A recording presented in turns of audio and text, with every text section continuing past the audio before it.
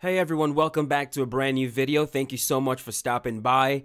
This morning I'd like to take a few minutes to expand on what I already talked about regarding head movement and how head movement is an issue in the game right now. And when I say head movement is an issue in the game right now, I'm not trying to say that fighters don't use head movement in mixed martial arts or even boxing. I'm not trying to say that head movement should not be effective against aggression in the game. That's not what I'm saying at all. What I'm saying is that head movement is basically the most dominant form of defense in EA Sports UFC 3 right now, and that's not the way it should be. When you look at MMA, real life mixed martial arts, head movement is not the most dominant form of defense. The most dominant form of defense is regular footwork. When you look at fights, a lot of punches, a lot of strikes, head kicks, strikes in general are avoided by fighters simply moving out of the way. Now, there are some fighters in the game that are extremely competent with their head movement, guys like Conor McGregor, Jose Aldo, and you've got lower rated characters or lower rated fighters, as you would say in the game, guys like Ross Pearson, who has incredible stellar head movement. But the fact of the matter is, the vast majority of fighters depend on their footwork to get out of the way of strikes. But right now in the game, every single player that you run into, especially in the high levels, they all move around like they're Dominic Cruz. They move their head like they're Conor McGregor. And not only are they avoiding shots, but the counters are coming like like you're facing either a Mike Tyson kind of player or you're facing a Conor McGregor or Floyd Mayweather. The counters are way too often. And there's been a lot of suggestions regarding head movement. There's been suggestions like slowing down the counters, which has already happened, which is why a lot of times when you slip and you try to counter, it's almost like you don't time it perfectly and you don't hit that counter window. That has already happened. So now when you slip and like throw a hook, it's around the same speed as a regular hook. That's a change that's already happened. There's also suggestions on taxing head movement when it comes to stamina. So if someone is moving their head nonstop over and over again, there's a stamina tax on that, which I do like, but I think there's a bigger issue with head movement that I don't really think that we've all addressed. And what you're looking at right here is a post that I made on the forums talking about that. Now, in the first movement picture that I showed right here, you see Jorge Masvidal throwing a jab straight as Ross Pearson slips it. You see that? Jab straight, Ross Pearson slips it. Now, what would have happened in EA Sports UFC 2, in EA Sports UFC 3, I meant to say, if you attempt this exact same combo as Ross Pearson slips, is when you throw the jab and the jab is slipped, the straight that's coming right after that jab slows down. So what happens in the game is when you throw a jab and it's slipped, the next punch is slowed down enough for you to be able to counter before the next strike happens. And that is extremely unrealistic. Slipping the first shot in a combination does not slow down the rest of the strikes coming after the combo, especially when the combination is being led with a jab. When you slip a jab that's in a combination, the next strike comes so quickly that if you try to counter before that next strike happens, before the next strike lands, a lot of times you get hit by that next strike before you can counter. Right here, I give another example. This is a three-piece combination, a jab, straight, left hook. Look at that, jab, straight, left hook. All of it was completely slipped, but none of the combination was slowed down. The whole entire strike still flowed nicely, even though Ross Pearson had as perfect the head movement as you can have. I mean, it was clean. The head movement here was incredible, but his Paul Felder's combination was not slowed down at all. So if Ross Pearson tried to slip the first jab, in this GIF right here, if Ross Pearson tried to slip the first jab and counter before the straight and the left hook came out, he would have been hit with the straight. He simply would not have enough time. And right here in this boxing match between Floyd Mayweather and Marcos Maidana, after Marcos Maidana was caught with the pull counter a lot of times, he made the read that Floyd was able to catch him with that pull counter repeatedly because he was throwing single jabs. So right here, he follows the jab up with a combo. Right here, watch that again. He throws the jab, Floyd pulls that, goes to counter right away. But before he can counter, the straight lands.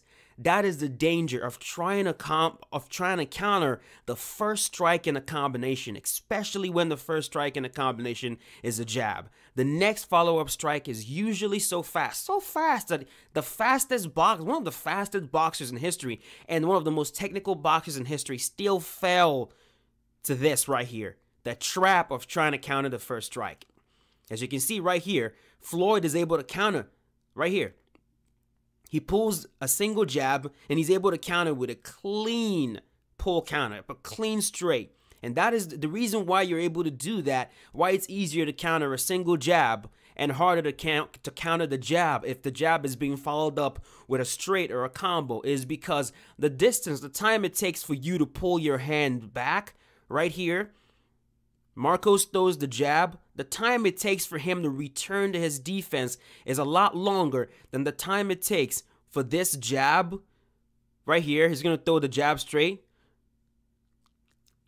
Jab straight. The time it takes for this jab straight to come out is a lot shorter than how long it's going to take you to return to your block, which is why countering the single jab is a lot easier.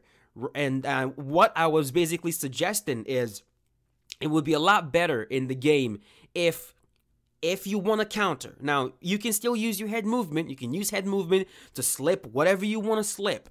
But if you want to counter, if what you want to do is to counter with head movement, the goal in the game should be to counter after the combination has ended. So let's say someone throws a right hook followed by a left, like right here.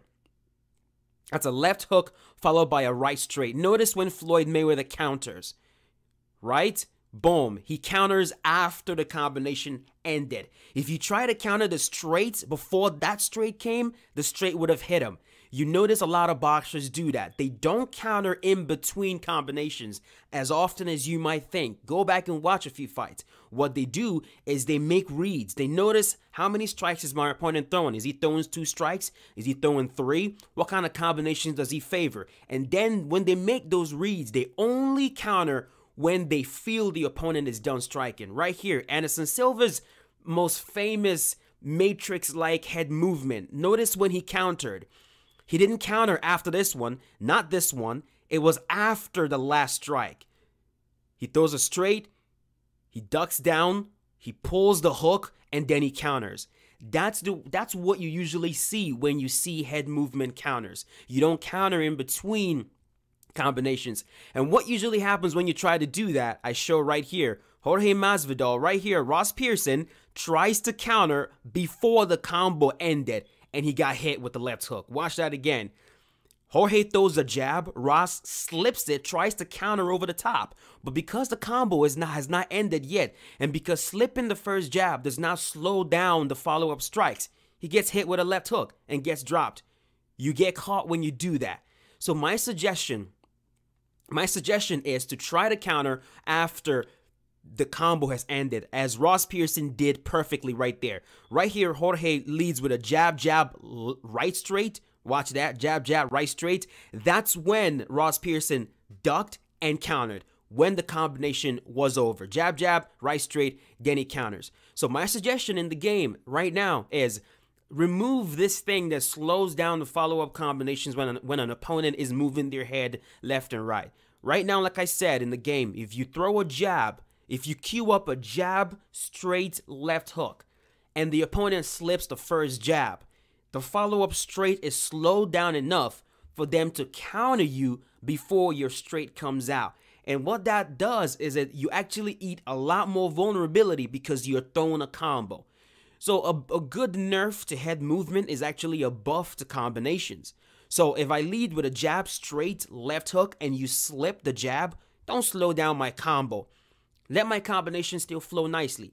And if the opponent wants to counter, let the opponent make the read. Let the opponent determine based on my pattern, how many strikes do I favor. And you see that a lot of times when you face players. Some players like to throw really long combos. In the game, I believe most fighters, the maximum combo that they can throw is 4. And a lot of times you're going to run into players who like to throw as many combos as possible. duck the last one. You can block the first few, duck the last one, and counter that last one. That is more realistic. And if you slip the first jab and trying to counter the follow-up shots, you should get hit. That should interrupt your counter. It should land before you're able to counter, and you should eat vulnerability. What that's going to do is it's going to stop players constantly starting every single thing they do with the head movement, because what they're trying to do is they're trying to slip the very first shot, the very first strike that you throw. If you lead with a jab, they're trying to slip that first jab and counter you before you can follow up with your combinations. But if you make it so the combos don't slow down, like I've said, I keep repeating myself over and over again. If you make it so the combos don't slow down, players who constantly start every single thing they do with head movement, they slip nonstop. If they try to counter you after they slip the first shot, they get hit and they eat vulnerability. What that's going to do is it's going to encourage players to use head movement more intelligently. You're still going to see slips. You can still slip a hard combo. Let's say, maybe you're worried that this is going to buff hard combinations so much. You can still slip hard combos. If someone is throwing hard combos at you, you can still slip it. You can slip it. You can make them whiff. When they whiff, they lose stamina. But the difference is now you're using head movement defensively. And the only time that you actually counter off head movement is when you're sure that you have the frame advantage. I hope I used frame advantage correctly right here. The only time you make sure that you counter is when you're sure that counter will land before the follow-up combinations land. Now, this will make head movement more difficult to use as a counter tool, but I don't think it's going to affect how you use head movement as a defensive tool. I don't know if what I'm saying makes any sense. Now, if you want to read the whole entire post that I made, I'm going to leave it in the description below. Go right ahead, take a look at it. It's in the 86th page. This is a very big thread. It's titled "The Strongest Punishment to Sidesway Spam," and that's in the Operation Sports forum. I'll leave a link to that below. Go right ahead, check it out. Let me know what you guys think. The reason why I'm making a video talking about this is because I kind of want to see where people's heads are at. I want to know what you think about what I just said. Kind of want to get a gauge and understanding of what people think about it. Do you think what I'm asking for is realistic? As you see with the GIFs right there, the combos are not being slowed down just because you slipped the first one. The combos still flow. It still flows, and that is going to make it a lot easier to catch someone slipping. Because right now in the game, what we're having to do is we're having to catch them. We're having to predict where they'll move their head. And this is not something that you really have to worry about in kickboxing. Like, combinations are the easiest way to deal with someone that's moving their head nonstop. You just rip your combos. The fact that they slip the first shot does not slow you down at all. You just literally rip combos, and if they keep moving their head nonstop, they run into a shot. Combos, head movement is so much easier against an opponent that's throwing single shots.